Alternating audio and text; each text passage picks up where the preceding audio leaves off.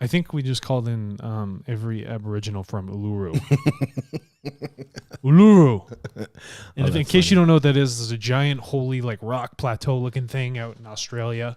I know there's a machine learning project that's trying to take all the languages from Australia and put it. How many Aboriginal languages are there? Aboriginal languages? Yeah, I mean, there's a ton because like I know that they can't, like some tribes don't even understand the language from another tribe because it's so unique.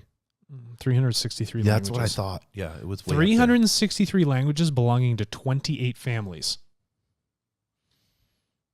That's decentralized language. If you think about that ratio, you go into your own household, you wouldn't even know what anyone's saying. Your siblings would be speaking a totally different language. But but that's your choice, right? Mm-hmm. If I want to speak this language, that's my sovereignty over it. The Aborigines have a decentralized structure of their own little microculture. Mm-hmm. It's really amazing. They do interact, but they may not understand, but they still live in harmony. Well, the beautiful part about them is the continuity that spans throughout all of them is their oneness with nature. Yeah, they understand the aspect of what it means to be a human being and be on this planet. So they may not be able to communicate in a language, but I guarantee you if they went out hunting or they were going out on the land getting bees or whatever it may be, honey, they would all be able to do that. Well, then let's talk about, going back to Robert Breedlove. This is like our part 3 here. Yes. And he was talking about, energy and sovereignty and, digital creative destruction. He put on this chart here. He was speaking about Bitcoin, but I think this expands beyond this because this is about decentralized aspects. He's talking about the 5th layer. And it starts with like the link, the bottom layer. This could be for data. This could be just as well. This could be for data, but I'm just using the context of the Aboriginals. What's their link? Nature. Mm-hmm. Nature being a human being. And they will walk paths along electromagnetic lines or outputs in Australia, and they'll wear those paths on their bare feet. They have almost like a scout, you would call it, that's leading the tribe where they need to walk. And they use that. That's their network, but we use the internet, right? I'm doing these bridges here, right? And then their transport. So we're thinking about communication like online, whether it's like a chat messaging system, whatever it might be. But for them, it's like my transporter on my feet. I got to walk where I need to go, and I'll speak whatever my language is, right? And then for application, which is our next layer, like our 4th one, it's in the chart here, it says delivers software files and applications. It's one tribe meeting up to the next. Let's bring our resources, our knowledge, our understanding. Let's share it with you. Let's bring our data. Let's share it with you. And then the very last part of it is the value transfer. What was gained from this? We became knowledgeable. We've understood each other better. We've understood our link to nature better. What was gained from this? I like that. What what was gained from this? That's that. And we talked about this earlier with TARTLE offline. That's that ability to create value. Correct. And have an exchange of value. So we have all these shifting decentralized nodes interacting with one another. There's no central authority, but they're all sharing value. Rather than having the central authority determine, this is what's valuable, and then sending it out to the nodes. The nodes can freely talk to one another. They don't need a central authority. Yeah, and I like how he brings it, and he goes back to first principle philosophies, and he talks about first principle of social economics, and he says this: man must act. Action requires energy and implies purpose, as all conscious decision-making involves the attempted achievement of an aim. So we have energy with purpose, we have conscious decision-making, and then we have an achievement of an aim. Yeah, you got to think about, and you talked about aim when it came to forging a sword and making a sword. And I have used this metaphor before. If you think about a blacksmith, people use the thing, you got to strike when the iron's hot. Right. Okay. So if the iron is hot, you have to have a very focused, precise hit coming down to form this metal, whether this metal is an idea or data. You need to come down and you have to articulate it with a thought or an action. Every single time you have to do it over and over and over and over. But the end goal, the aim, is to have this sword or some sort of tool that will help you progress further. Because you have this solid piece of metal that is heated with no form, no purpose. No. And this is what he says. He says the aims of man are always towards the alleviation of anxiety. What Austrian economists call want satisfaction are reduced to uneasiness. Right. So if there's anxiety here. Yeah. So if you're dealing with the world and you're dealing with unknowns, you try and create stability. Okay. If I'm worried about getting attacked by another tribe, I'm going to make a sword. I need to find a way to defend myself. If I'm worried that I'm not getting value for my data, I need to sign up on TARTLE, right? These are these actions that you take. So if you have a worry, where's the solve? And if there isn't a solve, create one.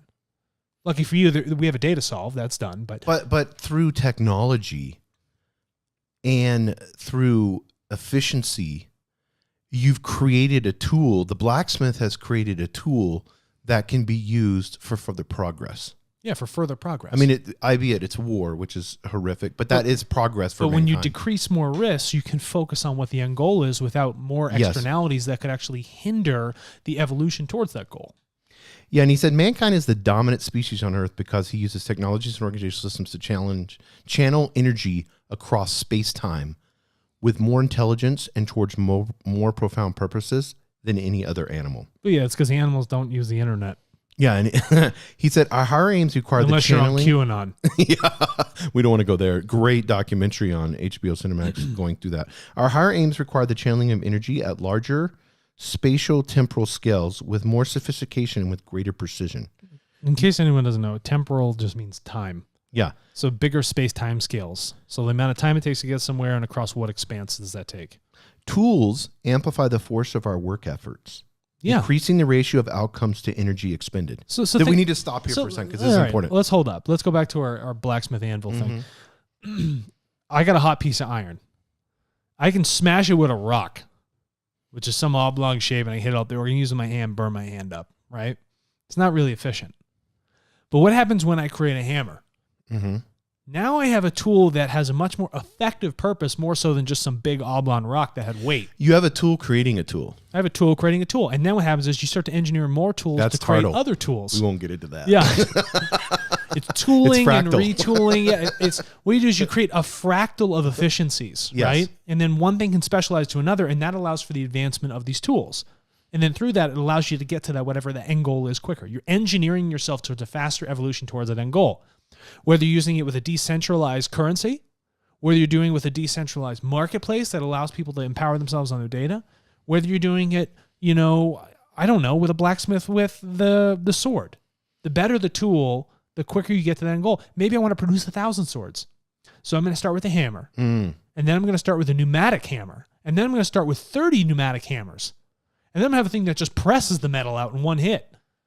Yeah, he says tools amplify the force of our work efforts.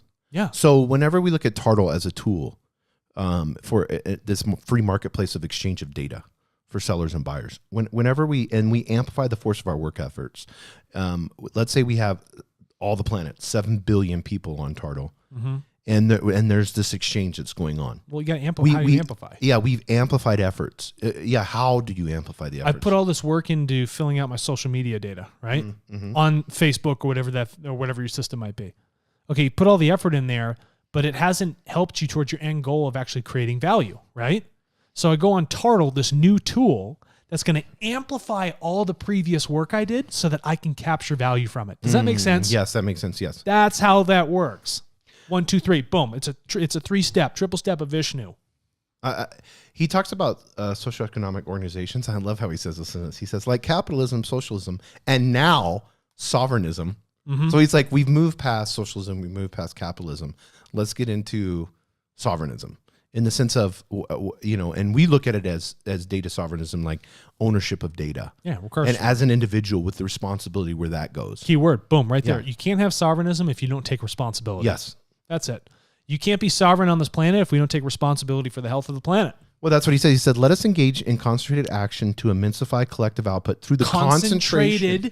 Yeah, go ahead. He's going to say through the concentration of individual attention on ever narrower phases of production. This is what we talked about. Yeah. I gotta narrow down my attention on something. If I want to make a really good sword as a blacksmith, I have to narrow down my focus. I have to strike precisely. But that's my responsibility to hit it where it needs to go. It's my responsibility to take my data and send it where I want to send it. It's my responsibility to take control of the actions I have that are affecting the earth and other human beings and fix that. That's for me to do, not for someone else to choose for me. We need to learn self-responsibility. The world does, because we pissed it away. It's been gone for so long. Well, we've allowed, I think in our complacency and comfort, we've allowed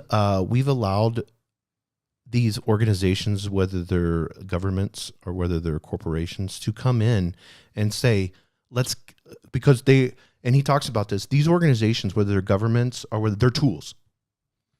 So a corporation is a tool, a government is a tool. You're a tool.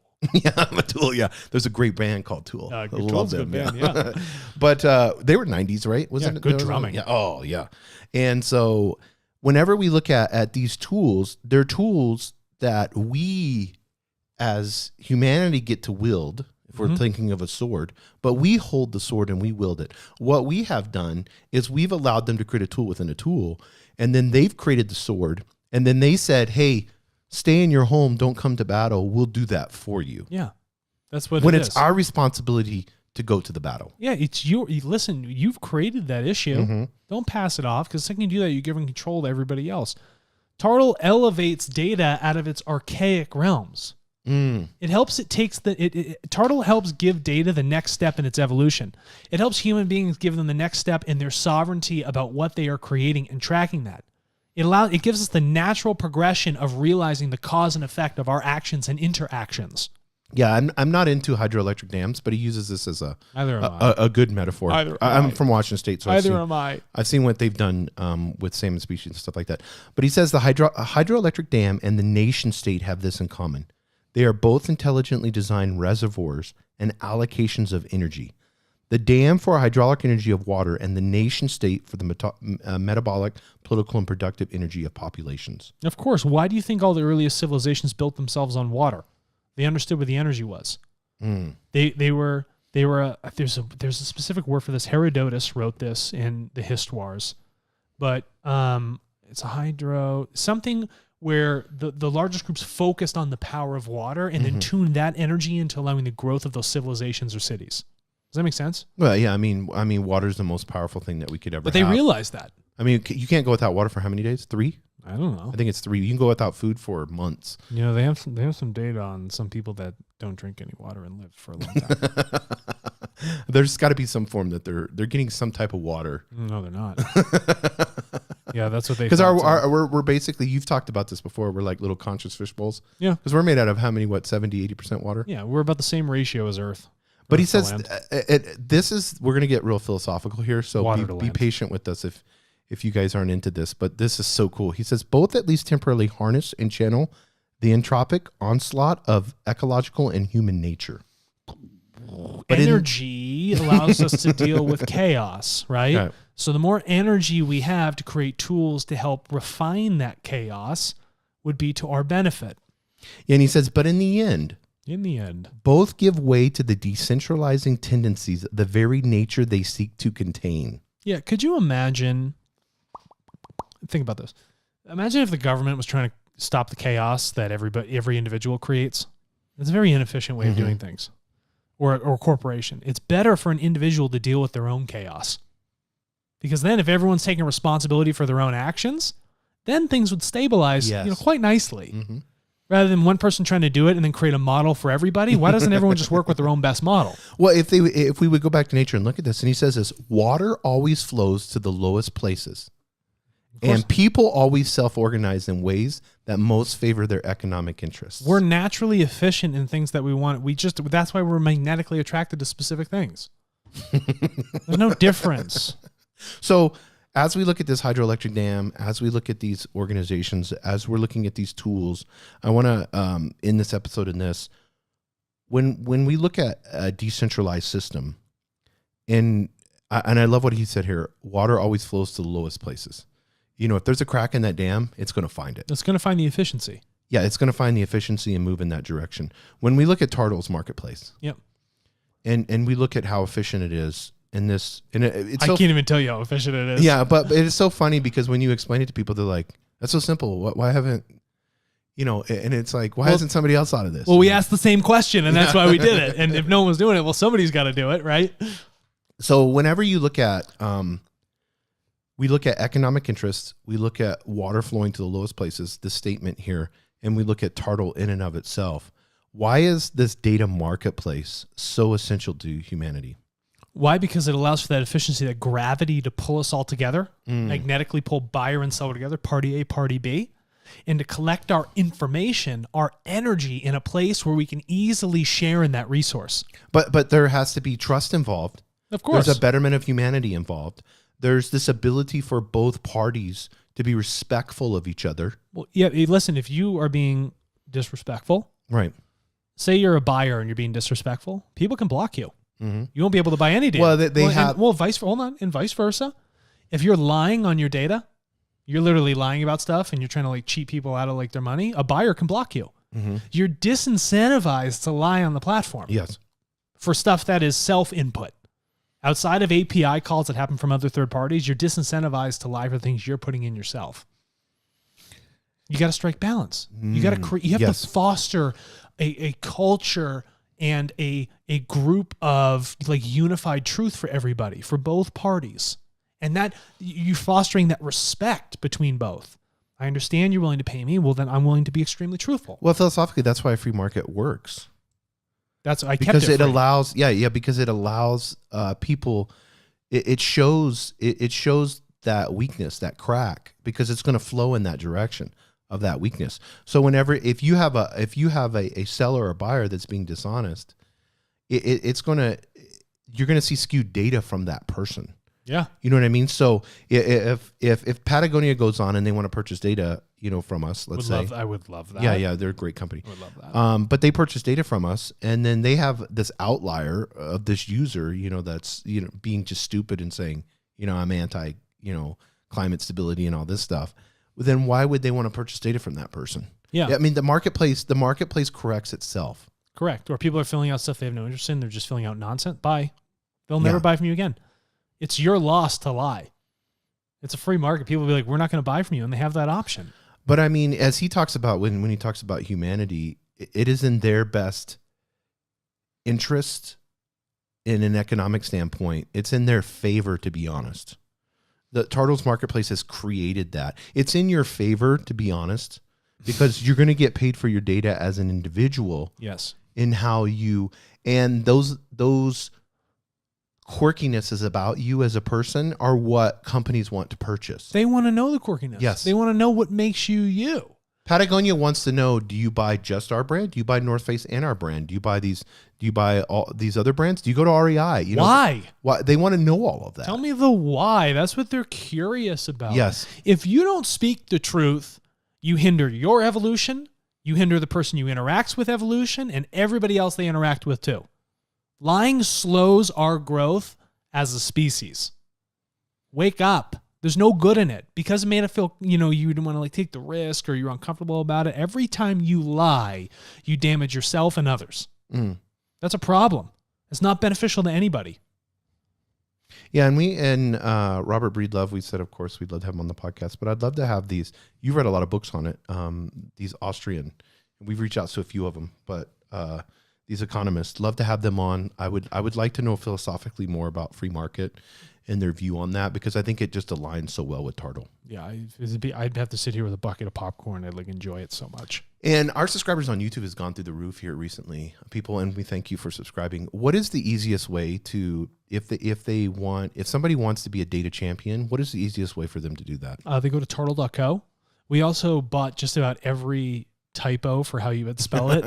So no matter what you do trying to type in tartle.co, it's going to send you to it. And then once you're on there, you click on the button that says get started.